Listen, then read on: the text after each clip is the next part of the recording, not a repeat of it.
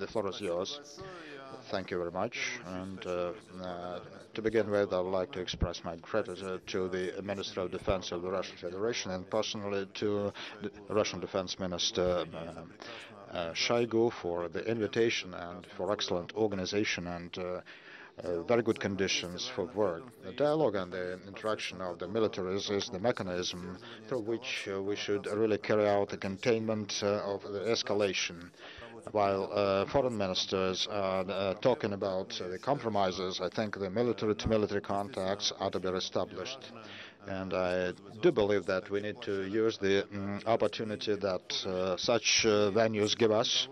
And given the fact that the panel I'm participating represents various regions, so instead of identifying problems of my region, I would like to speak on more general aspects concerning regions and cooperation between the military establishments. That's in line with the title of today's panel. I would like to turn the attention of the participants to those questions. The majority of the conflicts cannot be resolved with the help of weapons. It is true that with escalation you can catalyze negotiations, but such catalysts can hardly be forecast for the future. And any military actions end up with peaceful negotiations, ceasefire agreements, and as a result, the horrors of wars and atrocities of the 21st century, which can be viewed as the age of progress and breakthroughs, serve to the purpose of softening or easing the positions of the negotiating partners.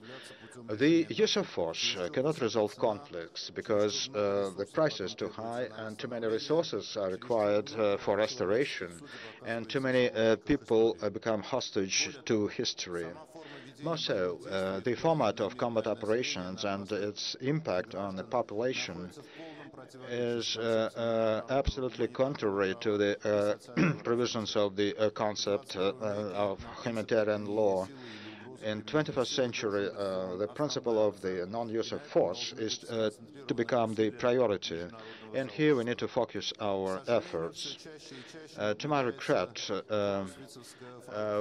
more frequently we see the application of the Clausewitz formula as saying that war is the continuation of policy. People who know what only too well, its implications and its price, should re-establish the statement that war cannot be a continuation of any policy. Life is given to people for creation, not for fight and war.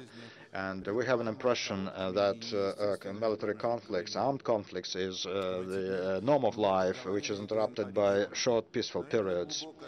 We are talking about regions now, but the transformation of the notional region is, I think, a problem of today's security.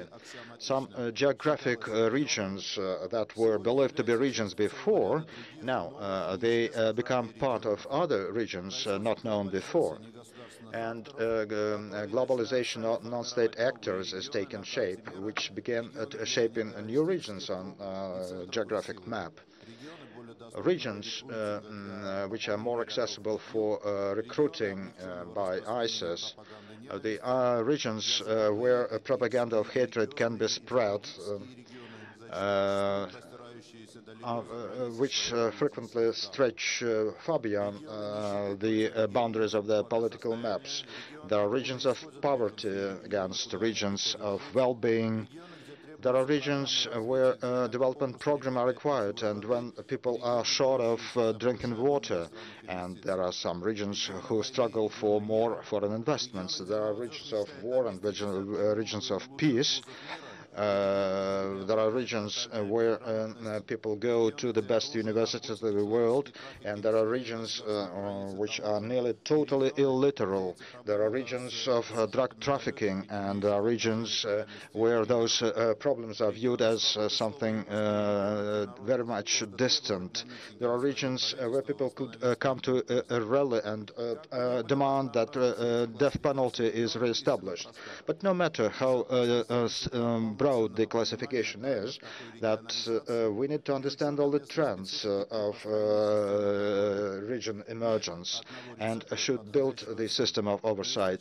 There is no one size that fits all, but there is the reality, because it's only the continuous approach and the primacy of principle of indivisible security for all that we can reach a long-lasting effect. Division into regions become the tool for resolving specific tasks. Life brings us further from regionalization, and we try to reinvent that. Regionalization of the 21st century is something which is based on current problems, that is so-called target regionalization. So the same country can find itself in different, incomparable regions depending on their task. In this context, it is the cooperation of military to military that becomes more and more relevant, and information sharing becomes the key, and mutual trust, the level of mutual understanding, regular exchanges of military people, tough compliance with humanitarian and other laws, and which is what is most important, the respect for the partners. And the bigger the partner is, the more dependency there is on that partner, then we should really realize that we cannot be engaged in a war of words. And the bigger the player is, the better is the implications are to be calculated if there is a conflict. The understanding of the fact that we cooperate for a long term is the basis for the international efficient dialogue. Existing challenges just dictate us to do so. And it doesn't exhaust the list of military cooperation. It depends on the continuously varying environment and transformation of the regions. And at the same time, the spiral of tension and attempts to resolve all the conflicts immediately bring us further to chaos. We can see the example of the Middle East. It takes days to turn stable regions into a battlefield and provoke waves of refugees.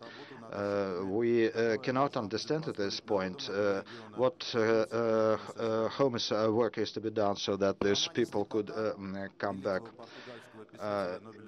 In the novel called Blindness by José Saramago of Portugal, one can read about the spiral and unleashing of social egocentrism and an attempt to survive under continuously changing conditions.